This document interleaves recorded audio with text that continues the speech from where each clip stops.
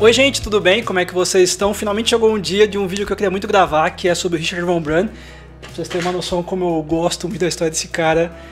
Aqui é um vinil muito antigo, uma raridade que eu achei, conta a história dele em português. Tem também um dos meus livros favoritos, acho que é o meu livro favorito, A Exposta Bíblia de Moscou, que conta um pouco de ele contrapondo alguns conceitos ateístas de um meio que um manual feito pelos soviéticos. Temos também o Torturado por Amor a Cristo, um dos meus favoritos também. Eu tinha por volta de uns 8 anos e meus irmãos são mais velhos do que eu, sou caçula de 4 irmãos. Alguns deles já estavam lendo, ou eles tinham citado alguma coisa do livro. E eu lembro que eu cheguei pra minha mãe e falei assim: mãe, eu quero ler o livro, eu quero ler. Ela falou: não. Eu lembro da minha mãe pegando o livro, colocando lá em cima, lá na última fileira de livros da estante, falando: não, você não pode ler ainda não, só quando você tiver idade. Então um dos meus sonhos de infância é poder ler finalmente esse livro. E quando eu tinha por volta de 11, 12 anos, minha mãe liberou, aí eu fui devorar. É um livro que conta muitos testemunhos do que ele passou e do que ele viu nas prisões soviéticas. Então é algo muito, muito precioso para mim. Agora, esse aqui, o No Subterrâneo de Deus, você acha, tem versões mais atuais, e ele fala um pouco do período do Torturado por Amor a Cristo, vários testemunhos, é muito, muito bom, ele é bem parrudinho até, em comparação aos demais. Só que ele vai falar um pouco depois, quando ele sai, quando ele é liberto. Vou dando um spoiler do vídeo já, mas a história dele é bem conhecida já, então é bem tranquilo. Se você chegou nesse vídeo e não sabe nada de Richard von Brann, fica à vontade que a gente vai ter bastante assunto pela frente. Vou tomar cuidado aí para não estourar o tempo e fazer um vídeo muito, muito longo. Richard von Brann é um testemunho de um homem de Deus que me marca muito. Ele, nascido em 1909, ele de família judia, ele ateu, convicto, com toda a sua filosofia de vida, já tinha lido a Bíblia algumas vezes até, mas ele conta que ele estava passando por um vilarejo, e aí um carpinteiro, um senhor, começou a conversar com ele, ele pediu informações, aí em algum momento deu a entender que ele era judeu. O carpinteiro ficou assim: você é judeu? Não, vamos lá em casa. Começou a conversar com ele, começou a puxar a conversa. Falei: que esse cara, como assim, tá querendo me ajudar muito e tal. Depois ele soube que esse carpinteiro, ele chorava e orava por muitos anos diante de uma Bíblia, junto com a esposa dele, para que aquela Bíblia fosse presenteada para algum judeu, que eles pudessem evangelizar. E o sonho desse carpinteiro era poder evangelizar um judeu. E daí, quando chega Richard von Brann nessa vila, ele se achega a esse homem dá a Bíblia para ele, e ele conta que a conversão dele foi muito profunda, nesse sentido de... Ele já tinha lido a Bíblia algumas vezes por conceitos sociológicos, filosóficos, por conhecimento, por cultura.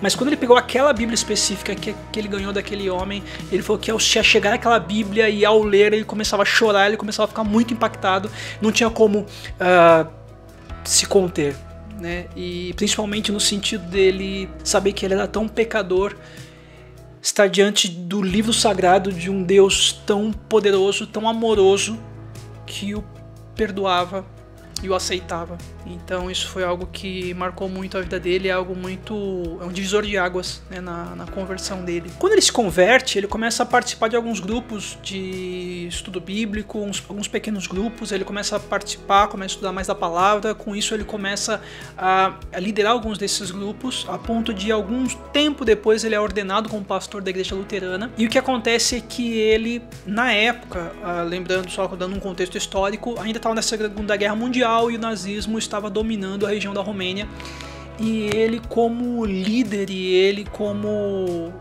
um pastor e pregando a Bíblia, ele começa a trazer uma animosidade dessa liderança nazista no país, a ponto de ser perseguido, ora por ser pastor, ora por ser judeu. Os motivos eram diferentes, mas a tortura, a perseguição era muito profunda, muito séria. Tanto ele quanto Sabina são perseguidos, são mandados para campos e sofrem muito. Ele diz que esse tempo de sofrimento na época da Segunda Guerra foi como que um preparo para o que viria depois. Passa-se um tempo, em 1944, os comunistas, né, soviéticos invadem a Romênia e tomam conta todo esse país. E passa-se algum tempo, eles começam a impor sua liderança sobre diversos aspectos da sociedade. desde sindicatos ao comércio, à produção cultural, a ponto também da religião, claro. Num determinado momento, os comunistas organizam um grupo, eles organizam uma reunião com mais de 4.000 pastores, padres, líderes cristãos. E qual que era essa reunião? Essa reunião era para simplesmente colocar Stalin como o presidente vitalício, o presidente honorário desse grupo de cristãos, líderes cristãos. Então Stalin, olha que contraditório, ele era o líder do grupo ateísta e do grupo cristão.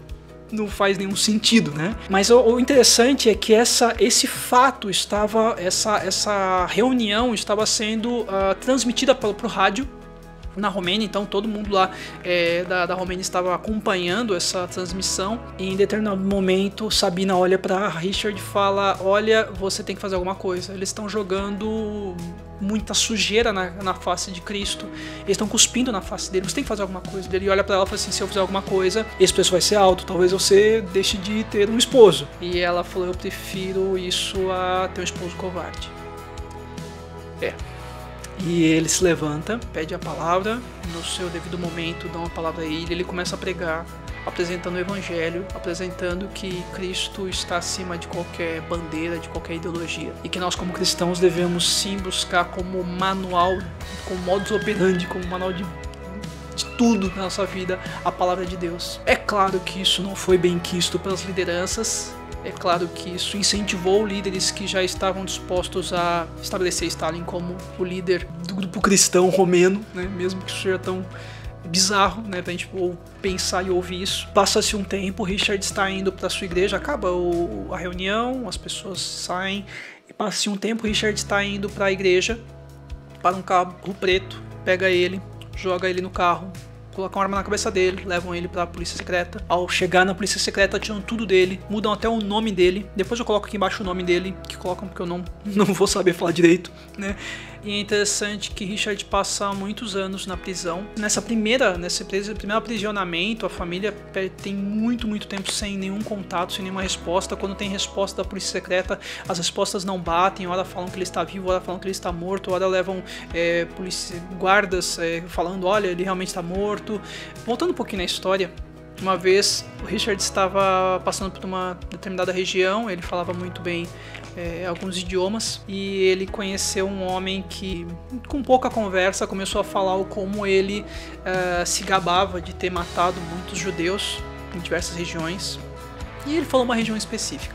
Por que essa região foi tão específica e tão importante para Richard von Brandt? Porque ele se lembrou que esse era o vilarejo em que a família da Sabina morava. Ela não estava mais na região, mas a família toda dela foi morta nesse mesmo período, nessa mesma época, e possivelmente por esse homem, ou por outros que estavam junto a ele. Richard simplesmente se achega a esse homem e começa a conversar com ele, começa a incentivar ele a ir à casa de Richard, falando: olha, ele começou a falar que ele trabalhou um tempo na Ucrânia e gostava das músicas típicas da Ucrânia. Ele falou assim: olha, eu sou pianista, não sou muito bom pianista, mas eu sei tocar algumas músicas ucranianas, vamos lá em casa que eu vou tocar algumas dessas melodias pra você quer ir? E esse cara falou assim: não, eu tenho muita saudade de ouvir essas músicas, vamos lá. E foi lá. E aí Richard, depois de tocar um pouco, esse homem fica até emocionado. Esse assassino, ele se gabava de ter matado crianças, jovens, velhos, adultos. E Richard começa falando pra ele: olha, deixa eu falar algumas coisas. E ele começa a falar o quão pessoas que passaram por essas experiências tão extremas do ser humano, a ponto de tirar a vida de outros seres humanos,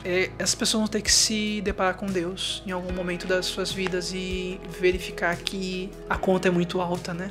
Que, como todos nós pecadores, devemos muito e não conseguimos pagar as nossas contas por mérito próprio. E devemos se chegar a Cristo Jesus, devemos se chegar a esse sacrifício que nos redimiu, que lavou-nos todo esse sangue. Somos pecadores. E Richard ainda diz mais, vai além, fala: olha, deixa eu dar um testemunho do que é esse amor. Eu quero fazer até uma experiência com o senhor. Tá vendo que essa cortina, atrás dessa cortina tem uma mulher dormindo, é minha esposa, Sabina. Ela está cansada, mas ela é judia e ela era da vila onde você se gabou, falar que matou todo mundo lá. E eu posso agora acordar ela, ir lá e falar pra ela: olha, tá aqui uma pessoa que matou sua família, que tá aqui do outro lado da cortina. Você pode ir lá e ela vai vir, ela vai te cumprimentar ela vai te abraçar, ela vai te amar como um irmão. Porque isso não é o amor da Sabina, isso é o amor de Jesus Cristo. E este homem, tão impactado com isso, ele fica desesperado. E ele começa a falar pro Richard: como eu posso me salvar disso? Eu tô encharcado. Ele usa esse termo: eu tô encharcado desse sangue. Esse sangue tá nas minhas mãos. E Richard começa a orar por ele e começa a apresentar o evangelho, e aquele homem que se gabava de tantas atrocidades aceita Cristo Jesus e muda de vida completamente. Mas a história não tinha acabado aí, porque Richard, como ele comenta no livro, ele falou assim: eu sempre tentei ser um homem, sempre me esforcei muito para ser um homem de palavra. Então ele foi até a Sabina, que ainda estava dormindo, e falou: olha, aqui do outro lado da cortina, aqui na nossa sala, está o homem que possivelmente foi assassino dos seus parentes, mas agora ele é um dos nossos irmãos em Cristo Jesus. Sabina se levanta, abre a cortina, se achega a esse homem e o abraça como uma mãe abraçaria um filho. Os dois choram muito e depois a Sabina vai fazer a melhor refeição que ela poderia fazer para alguém. Vai fazer para esse homem que possivelmente foi assassino dos seus parentes. Por que isso? Richard von Brann, ele foi liberto. Algumas organizações pagavam mais de $10.000 na época para ele sair do leste europeu, da região dele, e poder vir para o ocidente. Mas ele nunca pregou o ódio contra os comunistas, mas ele sempre pregou que devemos ganhar dessa ideologia, desses indivíduos que professam essa ideologia quase como uma fé, com amor que Jesus nos ensina. Richard ainda pensando em uma outra experiência, porque esse homem tinha falado também que tinha matado até muitas crianças e tal. O Mihai tinha 2 anos na época, e ele vai até o quarto, pega Mihai no colo, dormindo ainda, e fala assim: olha, agora você é um novo convertido, novo na fé. Por que eu tô mostrando meu filho pra você? Eu não tô mostrando pra te julgar, não. Eu tô te mostrando pra você também perceber que você, como ele, que está adormecido, em paz, descansando no meu colo, que eu sou o pai dele, você pode fazer isso porque você está nas mãos de Deus, e Deus te ama, e você é uma nova criatura agora.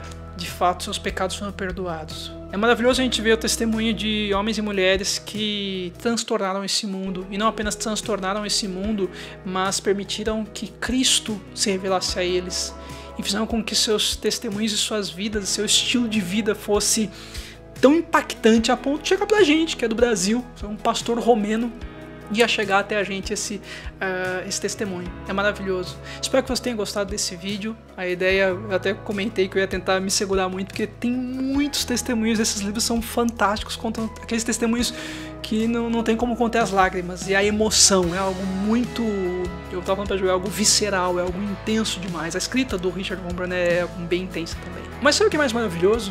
O mesmo Deus que chamou Richard me chamou e chamou você. Que maravilhosos testemunhos e que maravilhosas experiências nos aguardam a seguir esse Cristo, a seguir esse Deus. Que Deus te abençoe, que você tenha uma semana aí abençoada. Aquela coisa básica de YouTube: se inscreve no canal, curte o vídeo, compartilha e comenta. Se você conhece outra história do Richard, comenta, por favor. Se você tem algum outro livro dele, comenta. Tem a esposa do pastor, que eu não tenho ainda, que é da Sabina. Aliás, quem tiver e quiser doar, aceito doações com muita felicidade, aliás. Mas é isso então, gente, senão o vídeo vai ficar muito longo. Que Deus abençoe e até!